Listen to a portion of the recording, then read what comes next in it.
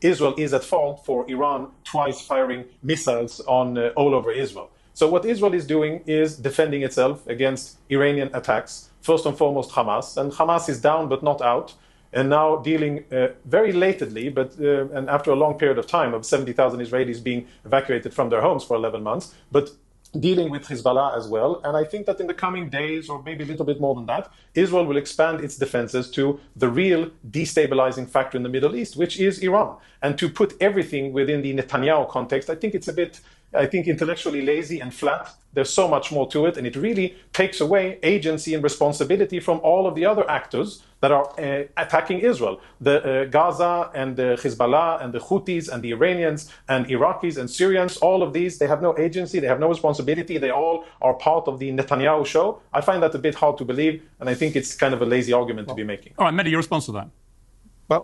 Well, let's just deal with the agency issue first. A few things. One is, a lot of those groups you mentioned have all said that their fighting with Israel is tied to what's happening in Gaza. Many of them have offered the Houthis, Iran, and I said this to you peers last time I came on the show, and you said, how can we trust them? I said, don't trust them, but call their bluff. They've all said, you end the genocide in Gaza, you end the violence in Gaza, you get a ceasefire, and we will stop fighting with Israel. Which genocide? NBC the one News that Hamas started on the 7th?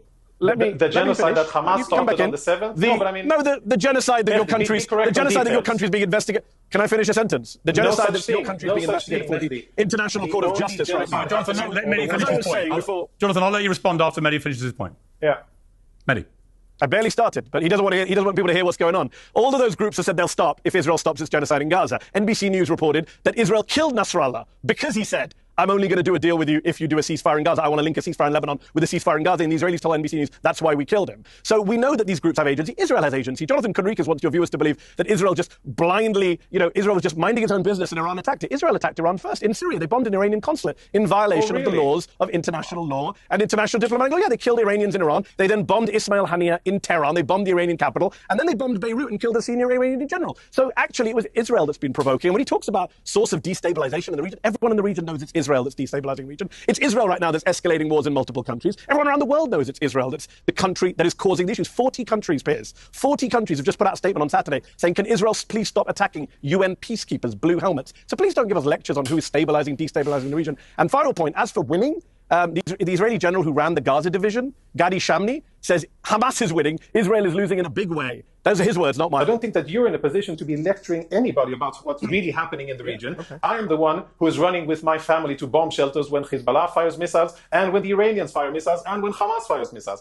I am the one who has family who has been evacuated from the north. I am the one who has close relatives and friends who were massacred on October the 7th. Don't lecture me about who is the source of instability. I agree with you that a lot of countries and a lot of dark people have a problem with the Jews living in their ancestral homeland. But that doesn't make it wrong that we're here. We're going to continue to be here and continue to defend ourselves despite the likes of you and despite our enemies. And I'll tell you that our history is so full of people that wanted to kill Jews and wanted to force us out of our homeland. But we're back, we're here, and we intend to continue to stay here despite the best efforts of Iranians and Syrians and Lebanese and Gazans and others. Mehdi.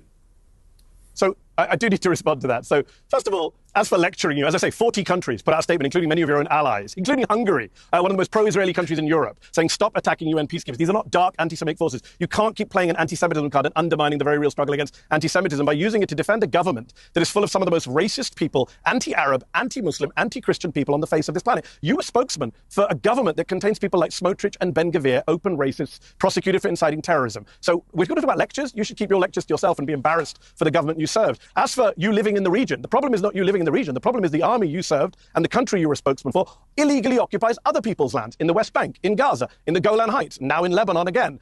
You are the country that is illegally occupying other people's lands. It's not about you living in your homes. It's about you taking other people's homes. It's about Israel now aiming to annex Gaza, according to Haaretz this week, that Netanyahu no longer has any interest in saving the hostages, as he never did, and is eyeing annexation of Gaza, to quote the Israeli newspaper Haaretz. And if we're going to talk about people dying on October the 7th, some of us have condemned that. Some of us oppose that. You only oppose attacks on Israel. You support attacks on non-Israelis. On Monday, let's say his name. Shaban Ahmed, 19 years old. No. You don't get to interrupt me. Sorry, you do not get to interrupt me after taking the high ground on interruptions. You'll come back in. Piers will bring you back in. I'm going to finish my point uninterrupted. Otherwise, don't be a hypocrite, as well as someone who represents fascists. A 19-year-old young man, Shaban Ahmed, was a software engineering student. You're the one who's can I finish my sentence, Piers? Jonathan, just wait, Jonathan. I will bring you. Piers, you can't tell me not to interrupt. Otherwise, this conversation will. No, Mehdi, finish your point, and I'll bring Jonathan in. Oh, please don't threaten us, Mehdi. We know you want to be here so desperately. Okay, Mehdi, finish your point. A 19-year-old... You keep interrupting, Jonathan. People can see what a hypocrite you are. A 19-year-old student, Shaban Ahmed, software engineering student at Al-Azhar University. Jonathan's military destroyed his university, destroyed his house, displaced him, made him homeless 5 times over the past year. On Monday, the world, we all watched him burn to death thanks to Israelis bombing the area outside the hospital. He was on an IV, on a bed, in a tent. He burned to death. His mother died. Maybe 3 other people died. I'm not sure how Jonathan still comes on these shows and defends that kind of barbarism and open war crimes. I'm not sure how Jonathan sleeps at night watching people burn to death thanks to the military that he served and is now being investigated both at the International Court of Justice and the International Criminal Court. Jonathan? I indeed served for 24 years in the IDF, and I'm a proud Israeli Zionist, and I'm a proud Israeli patriot. And I also am very proud of my service, including as a spokesperson, but also including as a combat officer in the IDF. I know what I stand for. I'm asking, what do you stand for? What kind of values do you stand for? I don't stand for killing civilians like your military. No, of course raping not. detainees like your military. You'll get to answer. Well, Jonathan, did you witness rape? You'll get to answer. Officer. Did you witness the rape of detainees? Mehdi, you will get to answer. Mehdi, I'm not. And I ask, what are your motives and who pays for what you do? So it's a very simple answer, as I told Jonathan Levine of the New York Post. And I love this new talking point, Piers. It's got around the right-wing media and the pro-Israel people. I run a company called Zeteo. People can check it out, zeteo.com. It's a great media organization getting very good press from the Washington Post and others. There are no foreign investors. They're all American investors. I'm an American. You asked the question. I know you can't handle brown people being part of the West. I'm an American. I'm a Brit. I was born in the UK. I'm now an American taxpayer. And I'm very concerned with American taxes going towards the funding of a genocide in Gaza, going towards the killing of a 19-year-old guy who's in an IV in a hospital bed, going towards the killing of children in a school, going towards the killing of 23 people from one family in Lebanon Monday. In northern Lebanon, 23 people bombed by your military, 2 babies killed, Jonathan. That is what you stand for. You serve the IDF, the Israeli military, which, as I say, is being investigated at the ICJ, and the ICC. You serve a military that has been credibly accused by the United Nations just last week, by Israeli media, which showed videos of mass rape of Palestinian detainees. The New York Times this week reported that your military sent children, Palestinian children, as human shields into booby-trapped tunnels and buildings. Is that what you did, Jonathan? Can you tell us today, did you ever send a Palestinian child as a human shield into a tunnel? Because the New York Times is saying your military did that. The World Food Programme is saying your military is starving the people of northern Gaza. Did you starve people when you were in the military, Jonathan? What do you stand for? Starvation? Mass rape? Ethnic cleansing? Genocide? Every human rights group in the world says your military is an abuser of human rights. I don't know how many human rights you yourself have personally abused. I don't know if you turned a blind eye to rape on your custody. I don't know if you killed children at at point blank range like Israeli snipers did to people carrying white flags. You can tell us today how many people you've killed or how many people you've tortured. I'll be here all day. Listen, someone wrote it doesn't make it true. All of these things that we saw people with white flags gunned down in front of our eyes. By someone.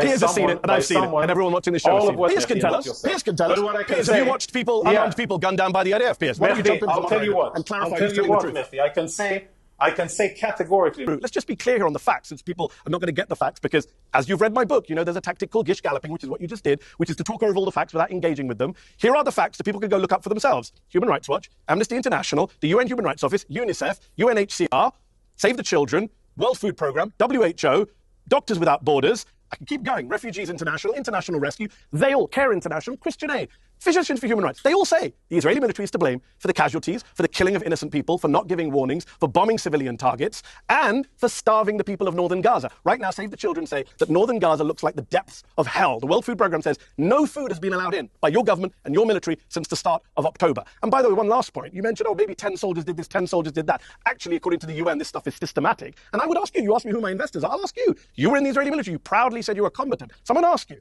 were you involved in the things the Israeli military is being accused of by the International Criminal Court Chief Prosecutor, by human rights groups, intentional killing of civilians, starving of civilians, the use of rape and sexual violence against detainees, using Palestinian children as human shields, as the New York Times reported this week? Did you do any of that when you were in your service, Jonathan Connery?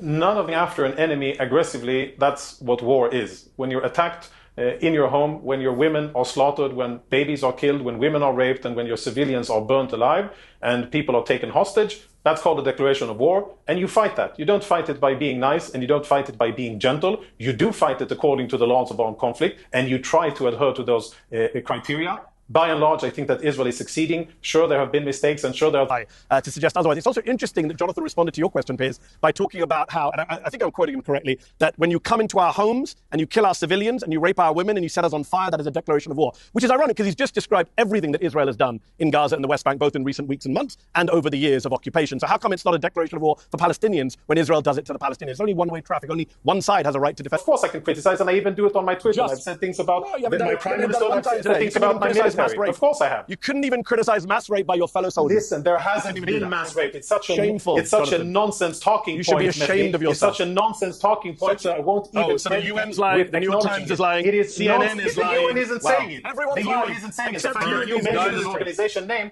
The UN commissioned an inquiry last week. Chaps, No, we're going to call a timeout. no, it hasn't. Everyone can Google it, Jonathan, and see how much